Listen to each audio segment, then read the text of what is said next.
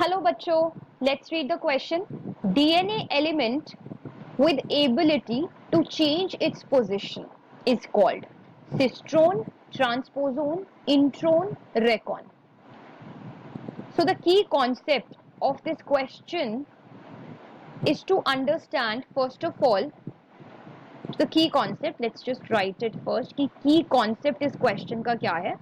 तो key concept क्या है कि DNA का वो element टू फाइंड कि डीएनए का वो कौन सा एलिमेंट है जो पोजीशन को चेंज कर सकता है, which can change the position. Position कैसे चेंज कर रहा है? From one place to another, from one place to another in the genome. तो सबसे पहले let's just understand one by one कि ये है क्या, इन टर्म्स का मतलब क्या है, and then we'll get to know what is the answer. So let's just start with cistron. So when I say cistron, cistron क्या होता है? Cistron is the functional unit of the gene. जो gene होती है उसके दो units होते हैं, एक फंक्शनल होता है और एक नॉन फंक्शनल होता है. तो सिस्ट्रोन क्या होता है? Functional unit of the gene. Functional unit का मतलब क्या हुआ? The part of the gene that is responsible for making the proteins. हमें पता है डीएनए से आरएनए बनता है, एमआरएनए बनता है, एंड देन एमआरएनए से प्रोटीन बनता है. सो सिस्ट्रोन वही पार्ट है जो कि इस पर्टिकुलर सेंट्रल डोग्मा में पार्ट लेने वाला है. So it is the segment of DNA. It is a segment of DNA which is consisting of the base sequence. If I write it, segment of DNA consisting of base sequence. Base का मतलब क्या हो गया? The bases, the nitrogenous bases.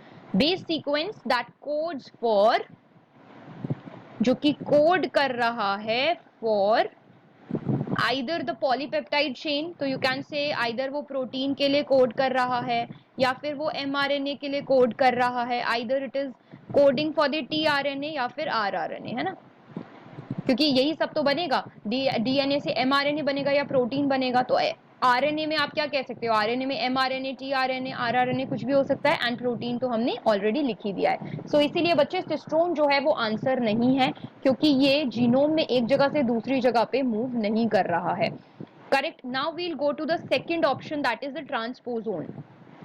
तो transposon क्या है? ट्रांसपोजोन को आप जंपिंग जीन्स भी कहते हो. They are also called as the jumping gene.